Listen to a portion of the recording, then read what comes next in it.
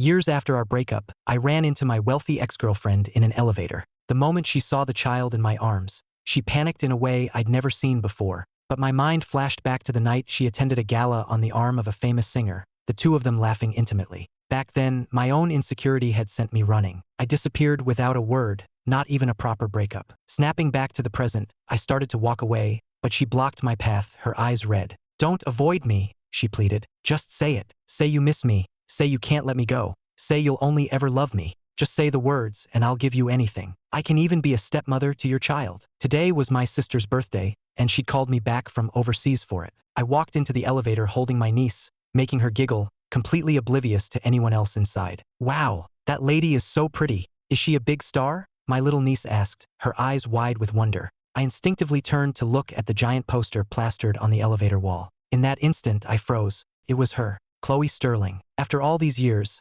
I'd heard she'd become incredibly successful. I stood there in silence for a few seconds as a flood of long-buried memories rushed back, making it hard to breathe. But that was all in the past. I gently pinched my niece's nose and said in a doting tone, "Her name is Chloe Sterling. She's a very powerful businesswoman. Too bad, while she's an amazing woman, she wasn't a very good girlfriend." Just then, the elevator doors opened, and a woman with a beautiful voice stepped in. "Sir, were you just talking about me? Wow, and hello, little one. Don't you think I'm pretty? Wow, you're so pretty. Hey, you look exactly like the lady on the poster." My heart leaped into my throat. That voice was too familiar, so familiar it was etched into my very soul. When I finally lifted my eyes, they met hers. Time seemed to stand still. Chloe was startled at first, then her gaze locked onto me, her brow furrowing as her eyes darted between me and the child. Soon, her expression turned cold, reverting to the icy mask I remembered. I instinctively took a step back, making room for her. "Hello." Hearing my polite, distant greeting, Chloe let out a bitter laugh. "Is that all you have for me?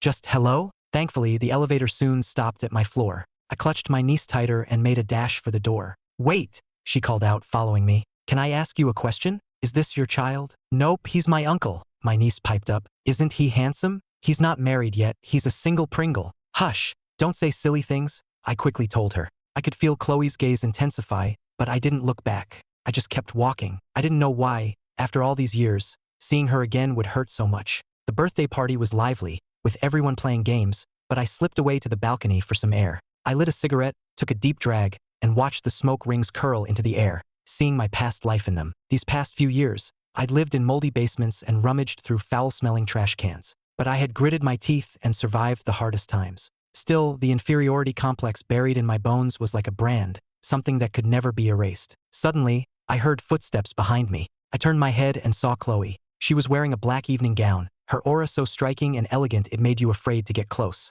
"You never used to smoke, did you? It's only been a few years. Where did you pick up such a bad habit? I thought you promised me you'd never smoke." "Sorry, I've always smoked," I replied coolly. "I just never did it in front of you because you said you didn't like the smell. You didn't come all the way out here to lecture me, did you?" Just as I was about to brush past her, she suddenly reached out and grabbed my arm. "Don't you have anything to say to me?" "Like what? What is there to say? Reminisce about the past? Rekindle an old flame?" "Sorry, I have my own life now. You should stop trying to be a part of it." Seeing her this flustered for the first time made my nose tingle. It wasn't for her, but for myself. From now on, who I walked with and what kind of life I lived was my decision alone. Could be anyone, just not her. Besides, we were never from the same world. "You stop right there. You're not leaving until you give me an answer. Where have you been all these years?" I calmly shook her hand off and sneered. "Humph, looking for me? Why, Miss Sterling, to you, wasn't I just a dog you could summon and dismiss at will? What's the matter? You're getting anxious now that your dog has run off." I wasn't trying to belittle myself, I was just stating a fact.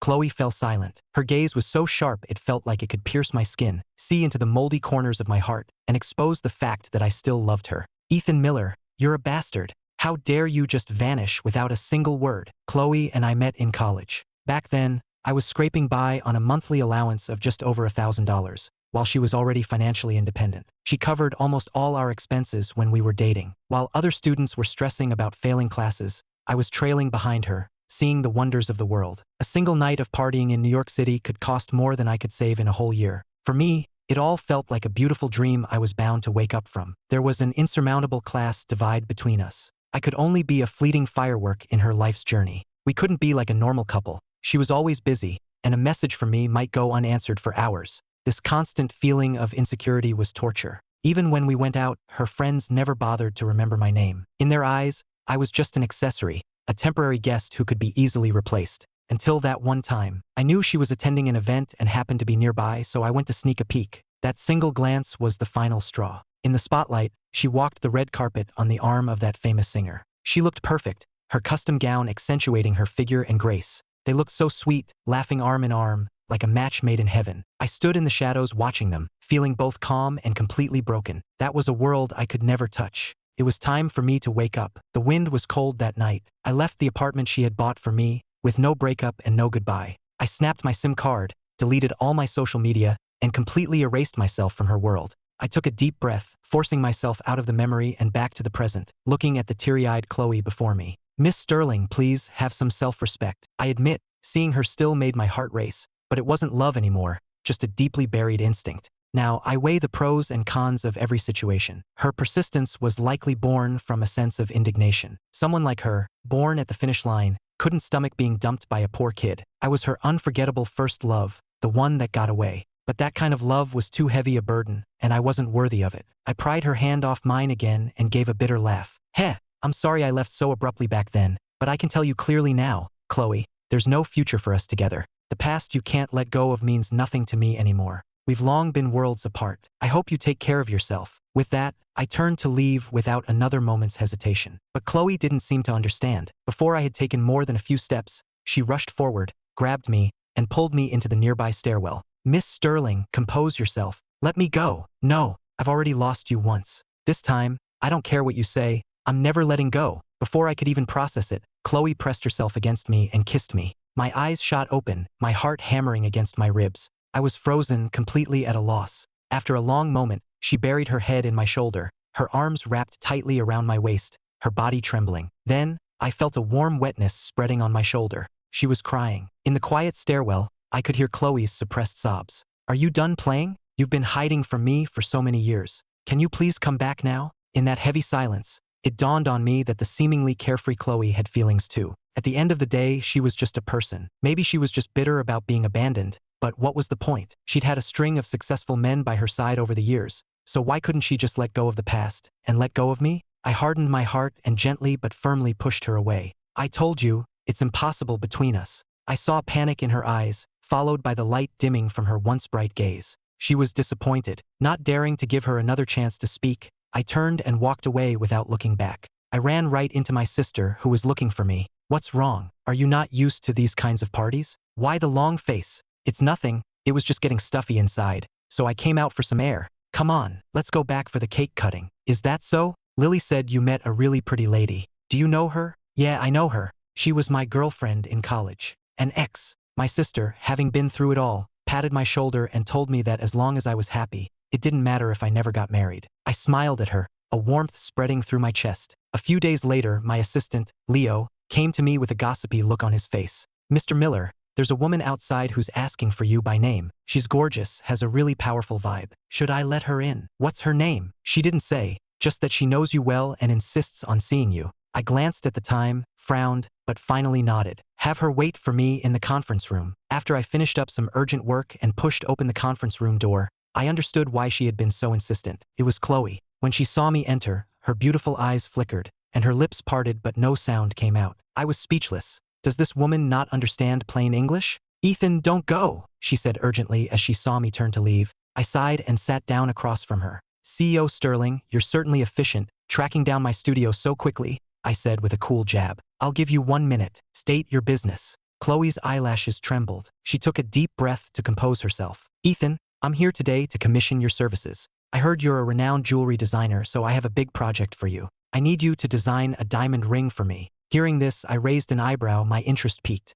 "My design fees are very expensive. I can afford it. The question is, do you dare to take the job?" "Ha, that's funny. When someone's offering me money, why wouldn't I dare?" Chloe was taken aback. It was the first time she had seen such a confident, composed smile on my face. "However," I added, "as the designer, I need to know the purpose of this ring to create the perfect design." Chloe looked at me, her gaze suddenly crystal clear. "A proposal." With a clatter, my hand trembled, nearly knocking over the teacup on the table. I hastily steadied it, forcing myself to remain calm.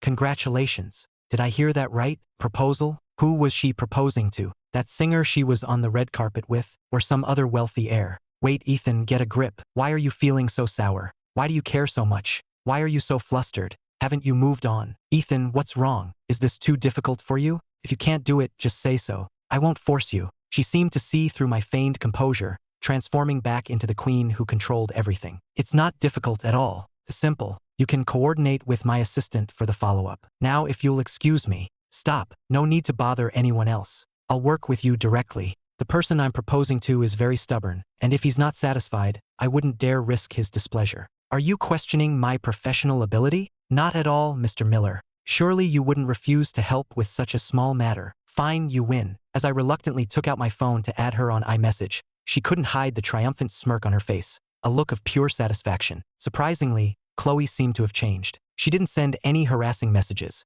Her account was so quiet it seemed fake. The only thing there was the system notification from the day we connected. I was quite satisfied with this. The peace didn't last long. A few days later, I was heading home from work as usual. As I waited for the elevator downstairs, the doors opened and a man in sunglasses and a mask hurried out. Sorry, Ethan? Are you Ethan Miller? I took a closer look at the man under the light and gasped. It was him, the famous singer who had walked the red carpet with Chloe. And he knew who I was. Mr. Miller, you live here too? Yes. The way he looked at me was strange. Not like he was sizing up a rival, but more like he was watching a drama unfold. Let me introduce myself. I'm Chris, Chloe's older brother. Ethan, right? I've heard Chloe mention you often. What? Her brother? So, the man on her arm back then was her actual brother? No wonder I thought they looked good together. They had a family resemblance. What have I done? You live alone? Not going to invite me in for a drink?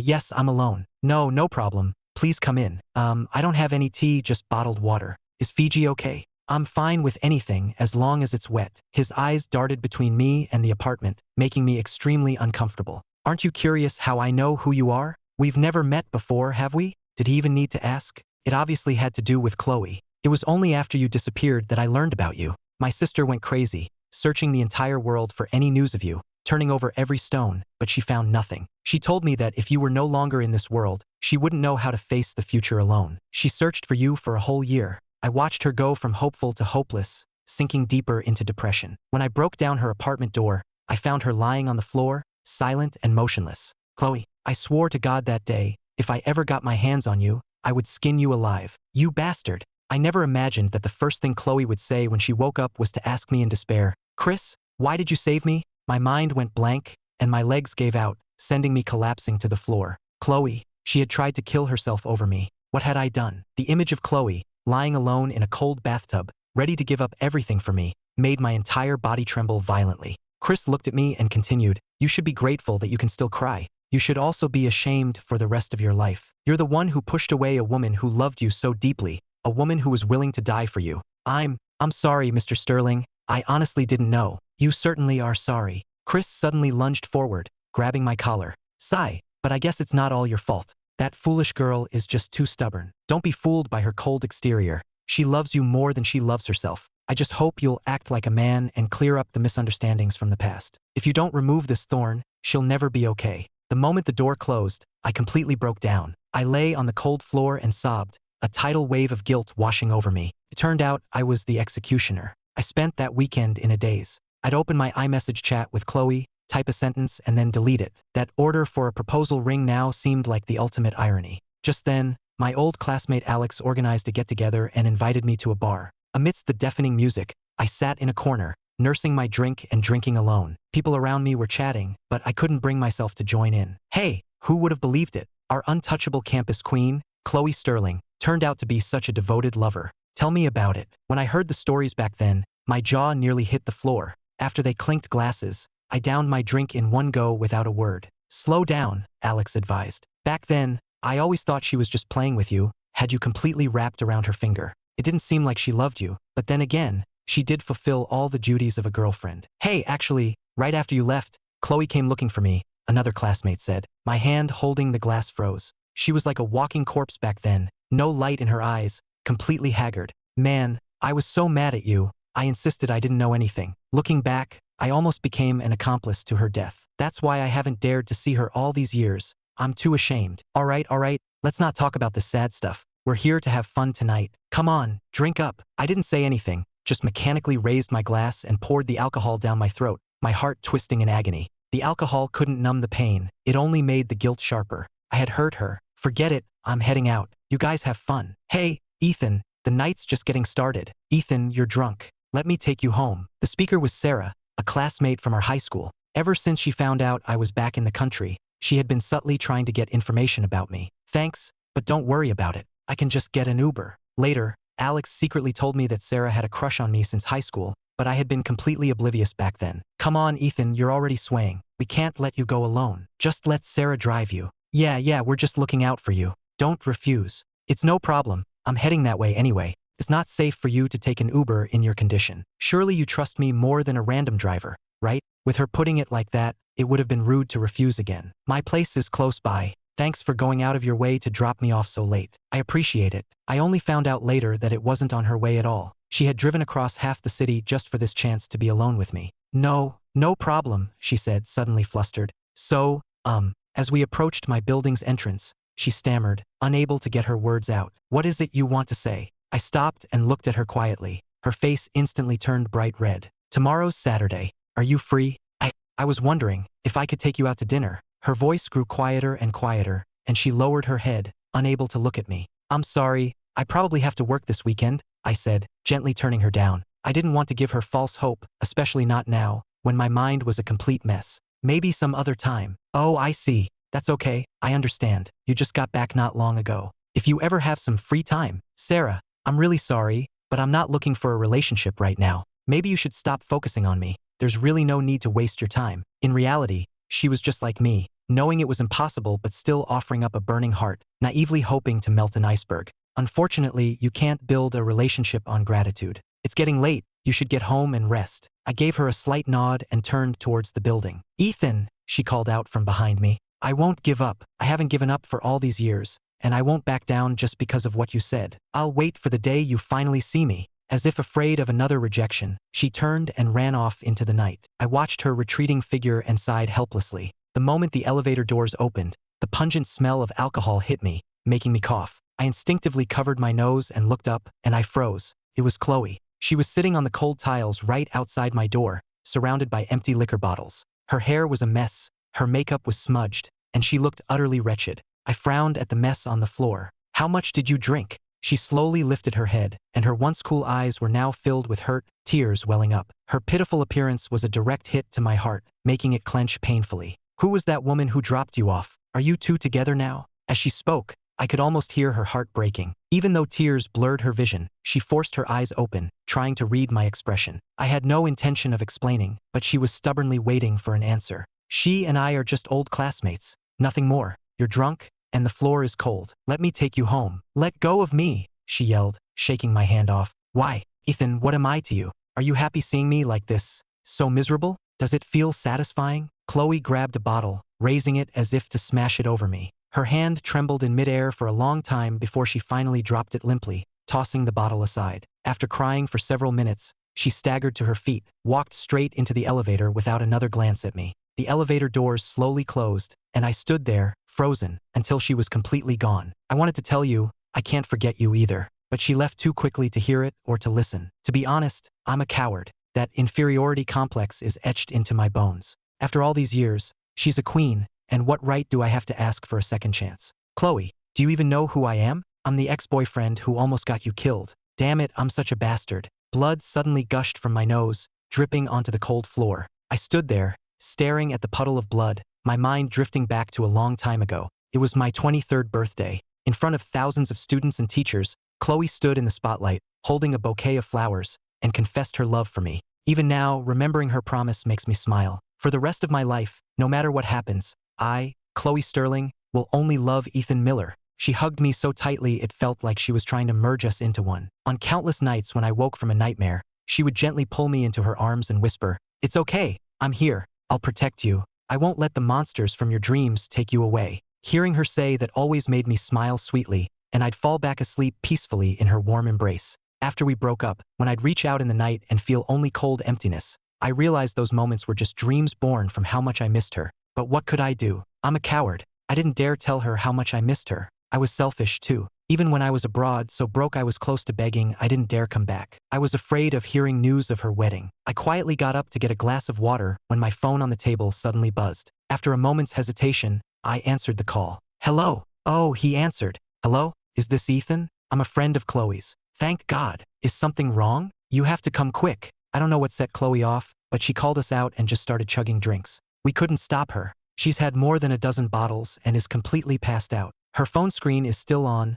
open to your iMessage chat. Even in her sleep, she keeps calling your name. She must have said Ethan 1,000 times. Hearing this, my grip on the phone tightened. When I got to the bar, her friend saw me and said, "Oh my God, you're finally here. Quick, come in. She's been calling your name so much her voice is getting hoarse. Hey, what's wrong? Why are you just standing there?" It's nothing. As soon as I entered the private room, I saw Chloe slumped on the sofa. She was completely wasted, her long hair covering half her face. Even dead drunk, she slept peacefully, like an injured kitten. Sorry for the trouble tonight. I'll take her home now. I closed the back door of the car, nodded to them, and was about to get in and leave. Ethan, brother-in-law. Wait a second. Bro, brother-in-law? Hearing that, my mind went completely blank. I was short-circuiting. I know this is sudden, but Chloe told us you're the one she loves, and that we were only allowed to call you that. You guys never even seemed to ask my name before, and now you're calling me brother-in-law. Please don't. That's too much for me to handle. Brother-in-law Ethan, you've got it all wrong. Ha ha ha.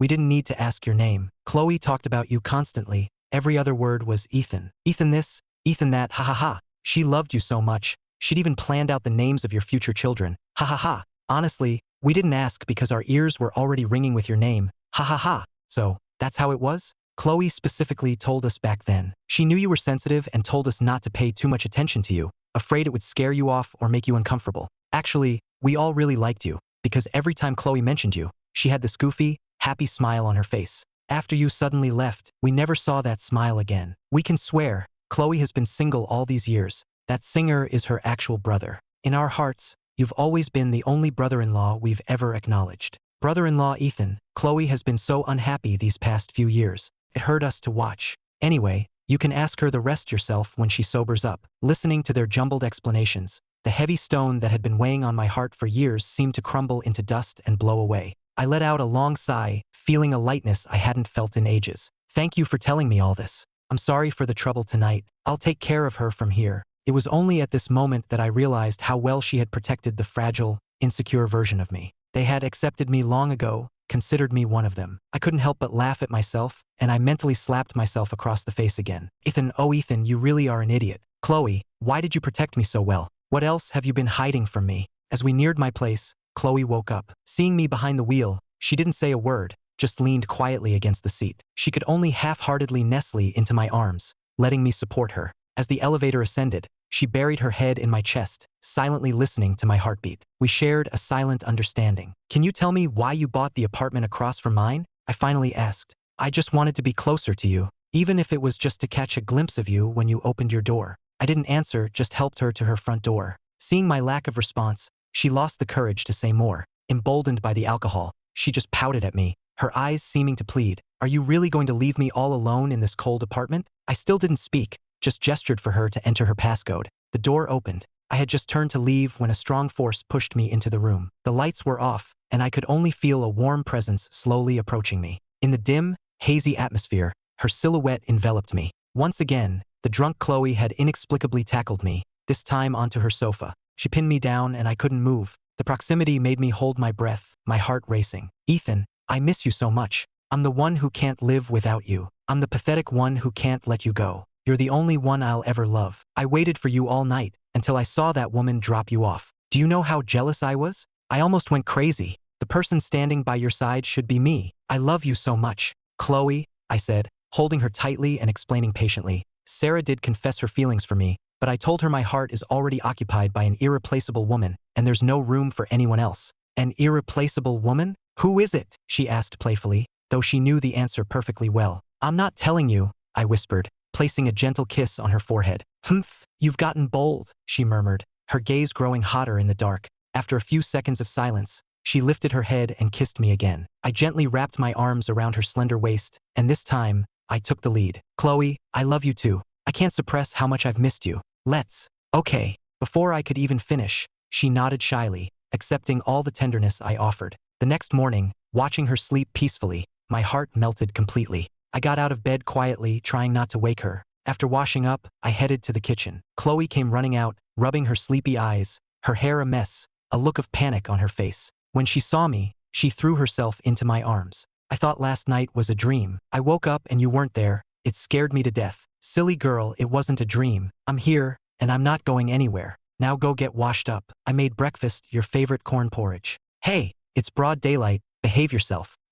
This is the taste. How did you make it? It's so delicious. I rested my chin on my hand, watching her, until my gaze unintentionally fell on the hand holding the spoon. On her fair wrist, a faint but clear scar was visible. Noticing my expression change, she quickly hid her hand under the table. Let me see. Don't look, it's ugly. Let me see. She panicked, but timidly extended her hand. The moment my fingertips gently traced that old scar, my tears started flowing uncontrollably. The mark of her past was so clear, so heartbreaking. I didn't dare to think about it further. If Chris hadn't arrived in time, if that tragedy had truly taken her from me, what would I have done? I would be a sinner. From that moment on, we would have been separated by life and death. If that had happened, I would have lived the rest of my life in endless regret, never able to forgive myself. What are you crying for? Silly, what's there to cry about? I'm right here in front of you, perfectly fine. The more nonchalant she was, the more my heart ached. I'm sorry. I buried my face in her embrace, letting her hold me like a child. You have no idea how hopeless I was back then,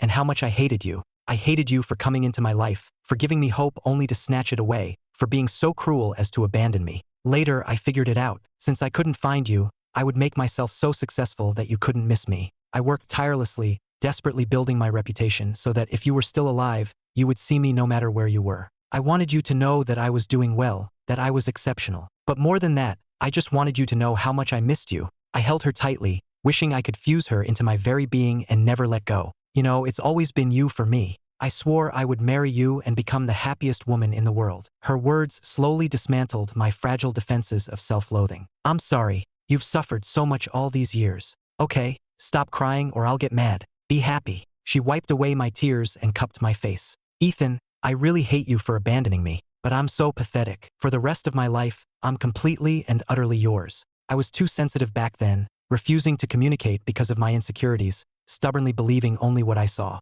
That was a huge mistake. Today, I had to lance that festering wound in my heart. Chloe, I want to be honest. When we were together, I felt incredibly insecure. You were surrounded by glamorous, wealthy people, and I was just a poor student. I was terrified I wasn't good enough for you. I didn't dare share my joys, and I certainly didn't dare share my sorrows. I knew you were busy and I was afraid of bothering you. In our relationship, I felt like a clown on a tightrope every single day. Plus, you have a naturally cool demeanor, so whenever you were even slightly distant, I thought you were just playing with me. You were a great girlfriend, but I never felt worthy of being your partner. For a long time, I saw myself as a dog you kept on a leash. When you were happy, you'd toss me a treat. When you were sad, don't say any more. At some point, her eyes had also filled with tears. Ethan, please don't talk about yourself like that. I never ever thought of you that way. You never did. Only now did she finally understand why I had seemed so insecure back then. I'm sorry, Ethan. I had no idea there were so many misunderstandings between us. Do you know how much I like you? She said,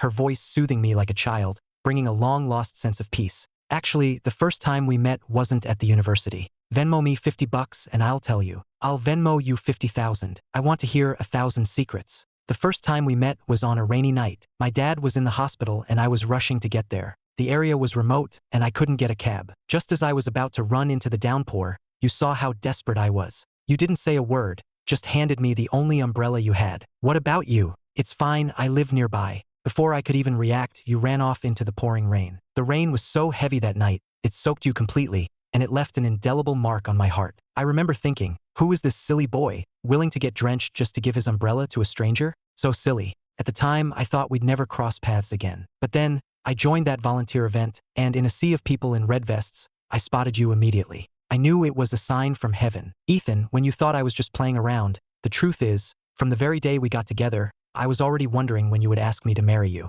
I love you so much, but you were so independent. If you said you loved me, you'd often have a cold expression. But if you said you didn't, I could still feel your kindness. My friends were envious of me, and it made me so angry and anxious. I was terrified someone else would snatch such a wonderful guy away. Whenever I saw another woman near you, I'd get so jealous. I even hated that I wasn't a student, so I couldn't be by your side every day. but I didn't dare show it, I just bottled it all up inside. Whatever you wanted to do, I wouldn't interfere. I respected your decisions. And that's what gave you the mistaken impression that I didn't value you or love you enough, isn't it? In her eyes, I saw endless tenderness and sincerity. Turned out she cared about me far more than I had ever imagined. So, she had known me even before I knew her. I was afraid to show you how much I loved you. Ethan, the truth is, I'm insecure and fragile too. You idiot, I'm the one who's most afraid of being abandoned. I even thought I'd be okay if you only loved my money, because at least I really do have money. But unfortunately for me, you loved me, not my money. Actually, my silent departure back then had nothing to do with any of that.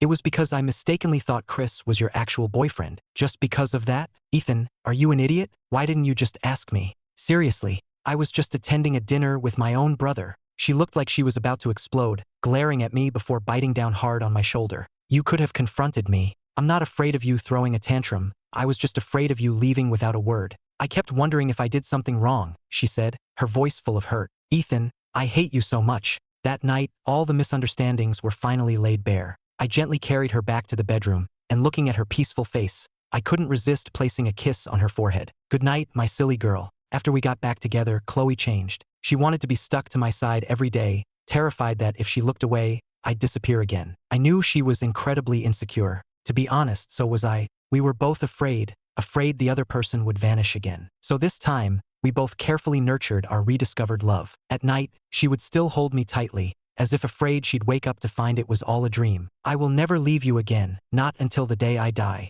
Although my new brother-in-law still disliked me and probably wanted to punch me, he still offered his sincere congratulations. What could he do? I was the man his sister had chosen. That day, her best friend tricked her into coming over, completely unaware of the plan. When she pushed open the door and saw the room filled with flowers and balloons, and me standing at the end of it, she froze. I, dressed in a suit, walked towards her and got down on one knee. Miss Chloe Sterling, my name is Ethan Miller. May I ask you to marry me and become my wife? Almost instantly, tears streamed down her face. The ring in my hand was the very one she had commissioned me to design. I had to admit, this woman was a brilliant strategist. All the coincidences I had perceived were actually her meticulous plans. But what did it matter? Miss Chloe Sterling, today marks the 7th anniversary of the day we met. For the past 4 years, there hasn't been a moment I haven't missed you. My life felt like it was shrouded in a thick fog, until we met again. That morning, the light fell on your face, and you were so beautiful it took my breath away. In that instant, I was suddenly terrified that if I closed my eyes, it would all disappear. And in those few short minutes, I made my decision to propose. I have to propose to you. I made you wait for 4 years, while you foolishly waited 7 for me. So now, I'm officially asking for the rest of your life in return. I want to give you a home that belongs only to us. Chloe, will you walk through this door with me? Outside the door, Chloe covered her mouth, her body shaking uncontrollably. Our friends started chanting, marry him, I will, she cried without any hesitation, throwing herself into my arms. Holding her as she sobbed in my arms, I suddenly felt like the luckiest man in the world. For all these years, no matter how much I ran, she never left. She was always right there, waiting for me to turn around. I took her hand and solemnly placed the ring I had prepared on her finger. There, don't cry. From now on, you're Mrs. Miller. Did you all hear that? I'm Mrs. Miller now, she said, breaking into a tearful smile and holding up her ringed hand as if showing it to the whole world. Ethan, I feel like the happiest woman in the world right now. The cheers and applause of our friends engulfed us, but her eyes were only for me. You are the best gift the world has ever given me. Hearing that, my nose tingled. The truth is, I never told her that she was the best gift the world had ever given me. I also never told her that on that rainy night, I had just lost my last living relative. Back then, I was on the verge of a complete breakdown, using the cover of the rain to vent all my emotions. In my near-destroyed state, I never could have imagined that for one small act of kindness, fate would repay me with such a precious gift. She was like a small sun that illuminated my world. At the moment we exchanged our vows, she stood on her tiptoes and whispered in my ear, "You are the deepest secret I've ever kept in my heart." 6 months after we got married, Chloe got pregnant. She became even clingier, often acting like an insecure child. "Honey, after the baby is born, are you going to love the baby and not me anymore?" "How could I? No one could ever replace you in my heart, not even our baby," I said with a smile, pulling her into my arms and patiently reassuring her. "Soon, a little one will be calling you Mama," in a tiny voice. "When that happens, will you be too busy with the baby to pay attention to me?" "Of course not, because in this whole world, you will always be my favorite Ethan," she said, pressing her face against my chest, her tone firm and sweet.